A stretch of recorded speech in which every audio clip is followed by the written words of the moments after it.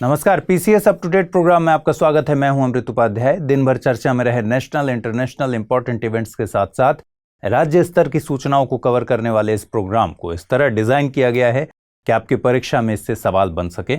हमें उम्मीद है कि सभी पीसीएस परीक्षाओं के लिए ये प्रोग्राम बहुत उपयोगी साबित होगा।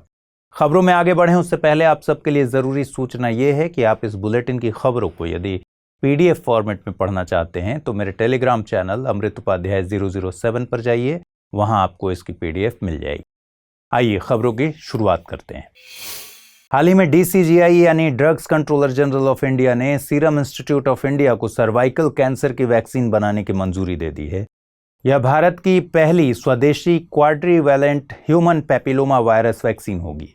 इस वैक्सीन का नाम सर्वावैक रखा गया है। वर्तमान में हमारे देश एचपीवी वैक्सीन के लिए पूरी तरह से विदेशी निर्माताओं पर निर्भर है। गौरतलब है कि सर्वाइकल कैंसर महिलाओं के सर्विक्स में विकसित होने वाला कैंसर है जो ह्यूमन पैपिलोमा वायरसेस एचपीवी के कारण होता है। यह एक बहुत ही कॉमन वायरस है जो सेक्सुअल कांटेक्ट के द्वारा ट्रांसमिट होता है। हालांकि इस वायरस से होने वाला ज्यादातर इन्फेक्शन कोई सिम्टम्स शो नहीं करता और यह जल्द ही ठीक हो जाता है, लेकिन ज्यादा समय तक इन्फेक्शन रहने पर यह सर्वाइकल कैंसर का कारण बन जाता है। आपको बता दें कि सर्वाइकल कैंसर भारत में 15 से 44 साल की उम्र वाली महिलाओं में दूसरा सबसे अधिक होने वाला कैंसर है। पहले स्थान पर ब्रेस्ट कैंसर आता है। आईसीएमआर यानी Indian council of medical research ने national registry of multiple sclerosis और Indian multiple sclerosis and allied demyelinating disorders registry and research network स्थापित किया है। यह एमएस और अलाइड डिमाइलिनेटिंग डिसऑर्डर्स से संबंधित पहला nation wide dedicated database research network है। इसके तहत data collection, storage, retrieval, analysis, management और आउटकम्स के लिए एक ऑर्गेनाइज्ड सिस्टम क्रिएट किया जाएगा। गौरतलब है कि मल्टीपल स्क्लेरोसिस एक क्रॉनिक न्यूरोलॉजिकल डिसऑर्डर है जो सेंट्रल नर्वस सिस्टम यानी ब्रेन और स्पाइनल कॉर्ड को प्रभावित करता है। यह कंडीशन तब उभरती है जब इम्यून सिस्टम ब्रेन और स्पाइनल कॉर्ड की नर्व फाइबर्स और इन्हें सराउंड करने वाली माइलिन शीथिंग को अटैक कर देता है।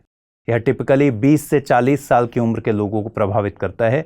मेल्स के मुकाबले या फीमेल्स में ज्यादा पाया जाता है। इसके मेजर सिम्टम्स हैं विजन लॉस, पेन, फैटिग और इम्पेयर्ड कोऑर्डिनेशन।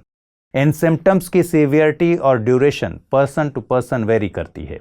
अनुमान लगाया गया है कि जनसंख्या के हर 1 लाख लोगों में से लगभग 20 लोग इससे प्रभावित होते हैं। केंद्रीय कृषि एवं किसान कल्याण मंत्री श्री नरेंद्र सिंह तोमर द्वारा आंध्र प्रदेश के मुख्यमंत्री श्री वाईएस जगनमोहन रेड्डी से चर्चा करने के बाद आंध्र प्रदेश सरकार ने महत्वाकांक्षी प्रधानमंत्री फसल बीमा योजना पीएमएफबीवाई से फिर से जुड़ने का निर्णय लिया है। श्री तोमर ने राज्य सरकार के इस कदम की सराहना की। इस महत्वपूर्ण फैसले से राज्य के 40 लाख से ज्यादा किसानों की फसलों को प्राकृतिक आपदा की स्थिति में बीमा का सुरक्षा कवच मिलेगा। आपको बता दें कि आंध्र प्रदेश सरकार 2019-20 के रबी सीजन में इस योजना से अलग हो गई थी। श्री तोमर ने कहा कि केंद्र सरकार ने राज्यों के सुझाव के अनुसार पीएमएफबीवाई को सरल और सुविधाजनक बनाया है।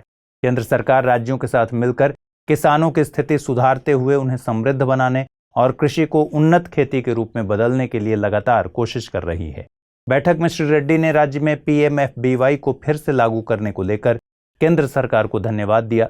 श्री रेड्डी ने कहा कि केंद्र से चर्चा के बाद राज्य सरकार ने प्रदेश के किसानों को पीएमएफबीवाई से जोड़ना तय किया है। आंध्र प्रदेश ने खरीफ 2022 सीजन से पीएमएफबीवाई को लागू करने का निर्णय लिया है। केंद्र सरकार आंध्र प्रदेश सहित देश भर के किसानों को उनकी आय आजीविका सुरक्षित करके सशक्त बनाने के लिए और प्रधानमंत्री श्री नरेंद्र मोदी के आत्मनिर्भर भारत और आत्मनिर्भर किसान के सपने को साकार करने के लिए प्रतिबद्ध है। आंध्र प्रदेश और अन्य राज्यों के सुझावों को ध्यान में रखते हुए केंद्र सरकार द्वारा फरवरी 2020 में इस योजना को नया रूप दिया गया और नई सुविधाओं जैसे सभी किसानों के लिए स्वैच्छिक नामांकन, उपज अनुमान में टेक्नोलॉजी का व्यापक उपयोग, जोखिम कवरेज चुनने के लिए राज्यों को विकल्प और प्रचलित जोखिम प्रोफाइल के अनुसार बीमा राशि का भुगतान, प्रशासनिक खर्चों के लिए 3% का प्रावधान इत्यादि किया गया। प्रधानमंत्री श्री नरेंद्र मोदी के द्वारा 18 फरवरी 2016 को प्रधानमंत्री फसल बीमा योजना का शुभारंभ किया गया था। पीएमएफबीवाई बीमित फसल के खराब होने पर व्यापक बीमा कवर प्रदान करता है, जिससे किसानों की आय को स्थिरता प्रदान करने में मदद मिलती है। मॉन्स्टर एम्प्लॉयमेंट इंडेक्स के मुताबिक इंडियन जॉब मार्केट ने इस जून में व्हाइट कॉलर जॉब्स के लिए उद्योग क्षेत्रों में 3% भर्ती में वृद्धि दर्ज की है। रिपोर्ट के अनुसार जहां ग्लोबल अनसर्टेनिटी के बीच स्टार्टअप्स में छंटनी की प्रक्रिया चल रही है, वहीं भारतीय ग्रीन जॉब सेक्टर में अभी भी रोजगार के अवसर बने हुए हैं। रसायन, उर्वरक, यात्रा और पर्यटन, उत्पाद विनिर्माण जैसे उद्योगों ने स्थायी वित्त और ग्रीन जॉब्स के साथ भर्ती गतिविधि में ग्रॉस एनुअल ग्रोथ में योगदान करते हुए पॉजिटिव रुझान दिखाए हैं। इससे प्रतिभा की मांग में बड़ी वृद्धि देखने को मिली है। गौरतलब है कि ग्रीन जॉब या ग्रीन कॉलर जॉब्स होल्डर कृषि, विनिर्माण, अनुसंधान और विकास, प्रशासनिक और सेवा गतिविधियों में काम करते हैं, जो कि पर्यावरण की गुणवत्ता को संरक्षित या बहाल करने के लिए पर्याप्त योगदान देते हैं। महानगरों ने लगातार इस सूची में शीर्ष स्थान बनाए रखा है, क्योंकि महामारी के बाद से इन महानगरों ने सबसे ज्यादा रोजगार के अवसरों का सृजन किया है।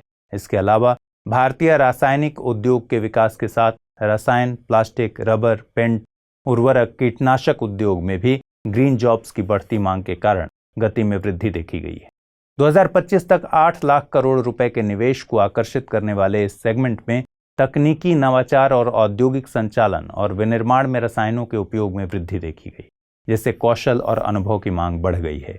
इसके अलावा यात्रा और पर्यटन ने देश भर में बेरोक टोक यात्रा के कारण महामारी की मंदी को मात देना जारी रखा है। हाल ही में ministry of statistics and programme implementation ने यूथ इन इंडिया 2022 रिपोर्ट जारी की है। रिपोर्ट में भारत के जनांकिकीय लाभांश यानी डेमोग्राफिक डिविडेंड पर आंकड़े सामने रखे गए हैं। रिपोर्ट के मुताबिक देश में डेमोग्राफिक डिविडेंड एक ऐसे मोड़ पर आ चुका है जब इसमें धीरे धीरे गिरावट शुरू होगी। इसके साथ ही 2021 से 2036 के बीच उम्रदराज लोगों की आबादी में तेजी से इजाफा होने के संकेत मिल रहे हैं। डेमोग्राफिक डिविडेंड किसी भी देश की उस इकोनॉमिक ग्रोथ की तरफ इशारा करता है जिसमें बड़ी भागीदारी उसकी वर्किंग एज ग्रुप की रहती है। भारत में 15 से 64 साल की उम्र के लोगों को वर्किंग एज ग्रुप में रखा जाता है। अप्रैल में कन्फेडरेशन ऑफ इंडियन इंडस्ट्री की तरफ से ऐसी ही एक रिपोर्ट जारी हुई थी, जिसमें बताया गया था कि डेमोग्राफिक डिविडेंड के दम पर भारत की जीडीपी 2030 तक $9 ट्रिलियन, जबकि 2047 तक $40 ट्रिलियन तक पहुंच सकती है। इस रिपोर्ट में 2020 से 2030 के दौरान भारत की वर्किंग एज पॉपुलेशन बढ़कर 100 मिलियन होने की बात कही गई थी। अब मंत्रालय की इस रिपोर्ट में अंदाजा लगाया गया है कि उत्तर प्रदेश और बिहार जैसी बड़ी आबादी वाले राज्यों में 2021 तक जो युवा तादाद बढ़ी है वो अब कम होना शुरू होगी। केरल, तमिलनाडु और हिमाचल प्रदेश में तो 2036 में युवा आबादी के मुकाबले उम्रदराज आबादी के ज्यादा होने तक की बात कही गई है। आपको बता दें, यूथ इन इंडिया 2022 रिपोर्ट में स्वास्थ्य मंत्रालय की एक रिपोर्ट के आंकड़े भी शामिल हैं।